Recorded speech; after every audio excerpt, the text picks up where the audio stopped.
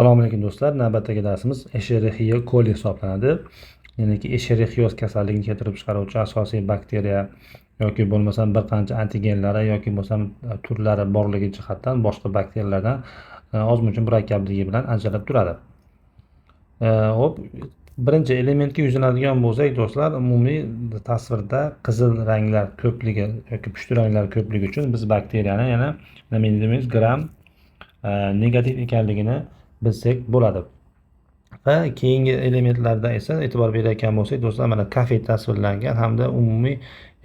coli deb nomlangan kafening nomi deydigan bo'lsak, shu yerda Escherichia coli degan so'zga bizga imitatsiyalab yoki yordam berayotganligini bilsak bo'ladi. Navbatdagi element esa do'stlar, mana bu sut hisoblanyapti. Oldingi darslardan ma'lumki, sut yordamida shu makkonki agarda laktozani fermentatsiyasi hisobiga shunaqa pushti rangga kirishi hisoblanar edi. Keyingi element esa umuman do'stlar, Escherichia colini 3 xil antigeni bor. Ma'lumot o'rnida aytib ketadigan bo'lsak, O antigeni, K antigeni hamda H antigenlari bor. Shundan K antigeni bunaqa 4 tasvirlangan, ham 4 K harfi yozilganligini bilsak bo'lyapti va u yonida chaqaloq unga intilayotganligini ko'radigan bo'lsak, demak K antigeni bor bo'lgan Escherichia coli chaqaloqlarda neonatal meningitga sababchi bo'ladi. Buni bolani boshidagi qalpog'idan ham bilsak bo'ladi.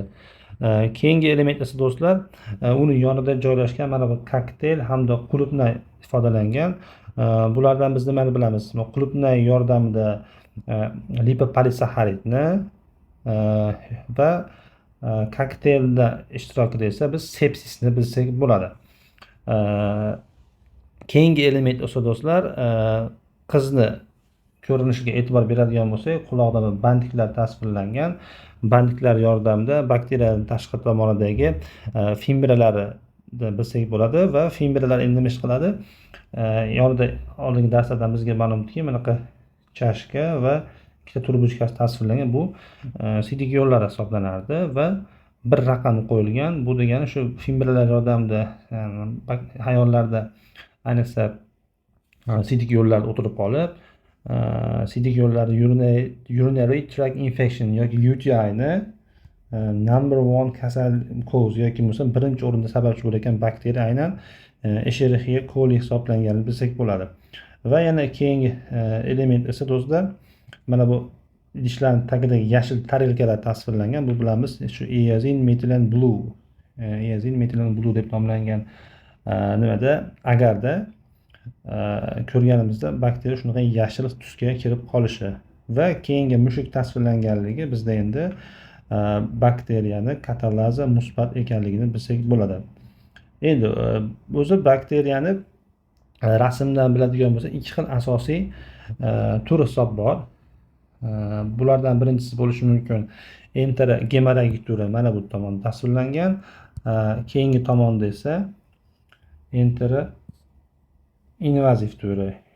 Ya'niki enterogemorragik turi qanaqa bo'ladi deydigan bo'lsak, bizda tasvirlanganki, umumiy enterogemorragiya ragiya bo'layotgani uchun qon oqishiga sababchi bo'lishi va qon oqgandan keyin buni qayerdan bilyapmiz degan bo'lsa, mana stulni qizilga tusga kirganligi yoki ketchup to'kilib ketayotganligidan biz qonli yoki bloody diareyaga sababchi bo'layotganligini, ya'ni o'sha hujaydagi 60S subunit ribosomidan buzib qo'ygan hisobga hujayra nobud bo'lib, bakteriyalarda umuman ichak bo'shlig'ida qonli diareyaga sababchi bo'layotganligini bilsak bo'ladi. Keyingi element, mana bu kasallik keltirib chiqarayotganiga e'tibor berayotgan bo'lsak, umuman gemolitik uremik sindrom. Buni oldingi darslarda ham gaplashdik.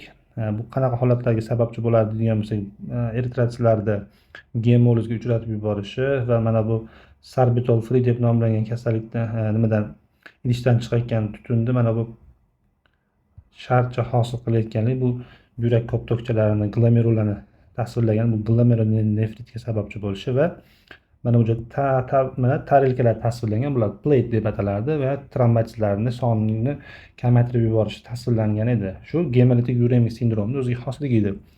Yana bu yerda mana bu gamburger tasvirlangan. kasallik shu yaxshi pishirilmagan go'sht iste'mol qilish natijasida yuqib olishi mumkinligini bilsak bo'ladi.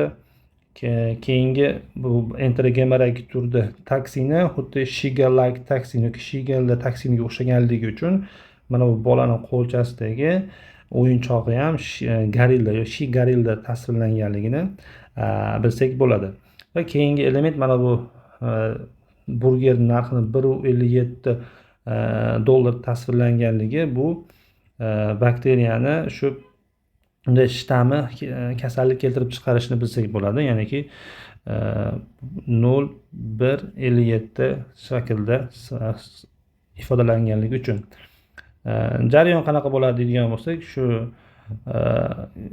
toksinlar tomirlar endoteliga ta'sir qiladi. Endoteliyalar ta'sirlanganda uchun ularda hajmi kichrayib ketadi. Kichraygandan keyin yana eritrositlar u joydan o'tayotganda nima bo'ladi? O'zlarini shaklini o'zgartirib yuborganligi hisobiga shunaqa gemolizga uchrab yorilib ketishiga sababchi bo'lardi. Endi umumiy bu tomonda elementlar tugaganda, endi keyingi tomonda elementlarga o'tadigan bo'lsak, bular enterotoksigenik, enteroinvaziv adashib ketibmiz. Enterotoksigenik turi hisoblanadi. Bular ko'proq suvli diareyaga sababchi bo'ladi. Buni mana bu stolidan bilsak, oddiy diareyaga sababchi bo'layotgani jigar rangi bilan tasvirlanganligi. Va yana ikkinchi nomi travelers, ya'ni sayohatchilar bunga sababchi bo'ladi. Qanaqa desak, shu mana suv mashinada tushirilayotgani tasvirlangan, shu boshqa davlatga borganda suv iste'mol qilish natijasida kasallikni yuqtirib olish mumkin ekanligini bilsak bo'ladi. Va mashinaning orqa tomonida e'tibor berayotgan bo'lsak, El Agua de San Gabriel, Mexico deb nomlangan so'z turibdi va bunda yuqorida L hamda A, pastda S hamda G harflari nima qilingan, alohida ko'rsatib qo'yilgan. Bular nimani bildiradi deydigan bo'lsak, shu enterotoksigen Escherichia colini o'zi ikki xil toksini bor deydigan bo'lsak, bulardan bittasi heat label edi va ikkinchisi heat stable.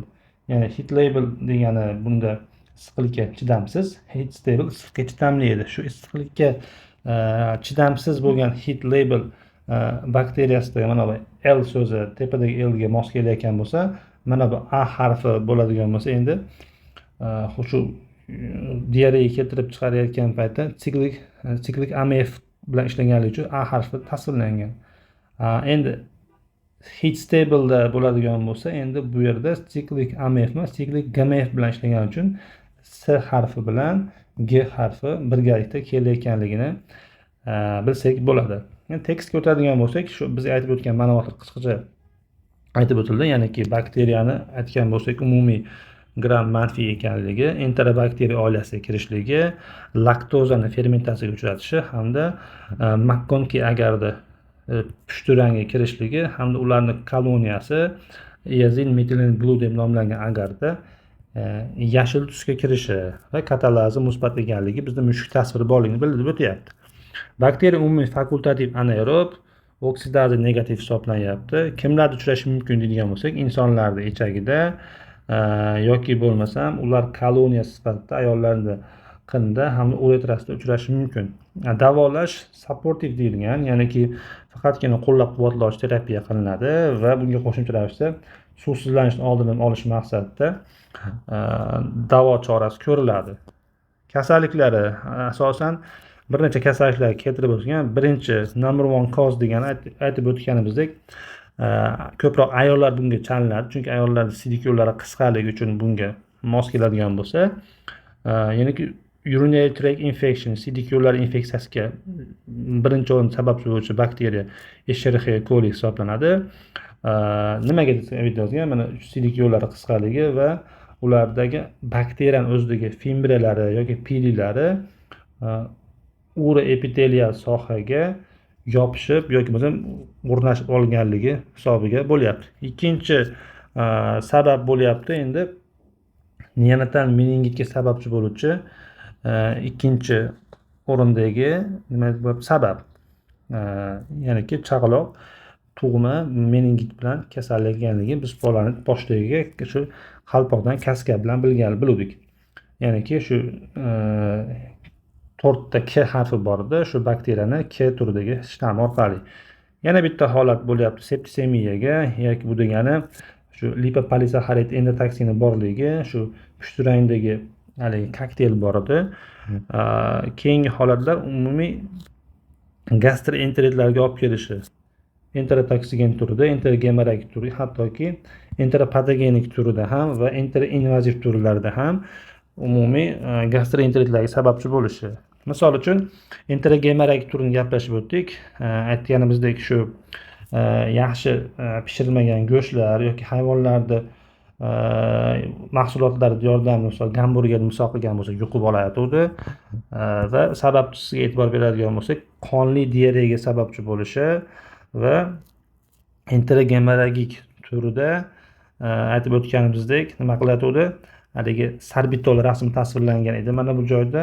U degani sorbitol free deb nomlanganligi uchun nima degani, sorbitolni fermentatsiyaga uchratmasligi bizga aytib o'tilyapti. Va keyingi holatda esa aytganimizdek ribosomada 60S superligini ular ingiberlab qo'yayotganligi hisobiga bakteriyalarni nobud qilib qo'yapti. O'sha holat toksini Shiga like toksin hisoblanyapti.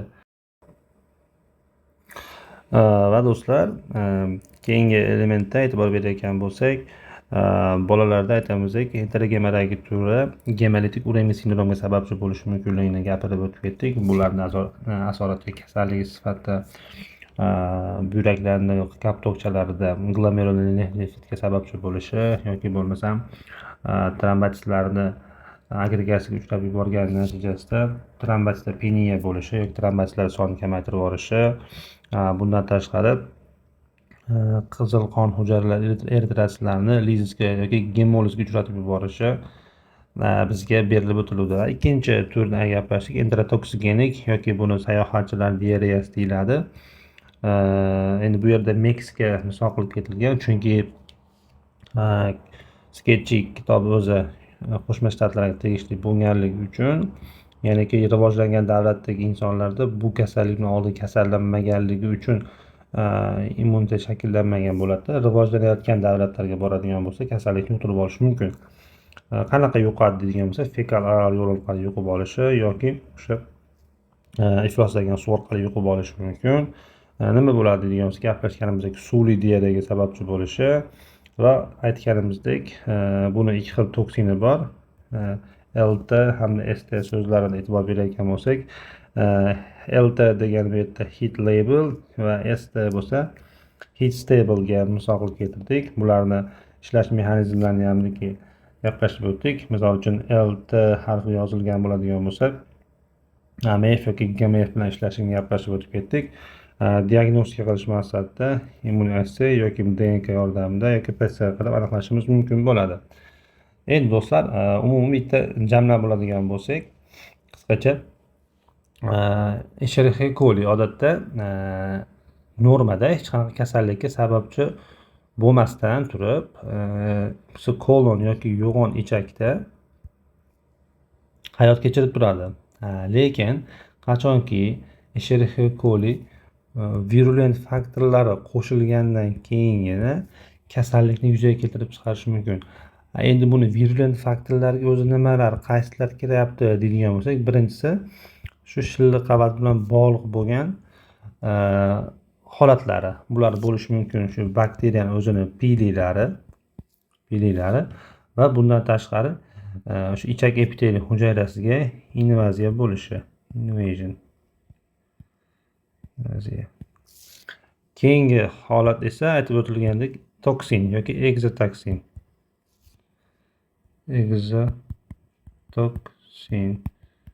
Egzotoksin ishlab chiqarib kasallik keltirib chiqarishi. Bundan tashqari aytib o'tib ketdik, egzotoksinning ikki xil turi bor dedik. Bulardan birisi heat,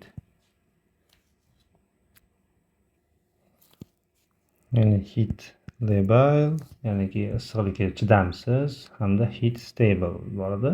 Ya'ni heat stable deydigan bo'lsak, issiqlikka bu endi chidamli edi.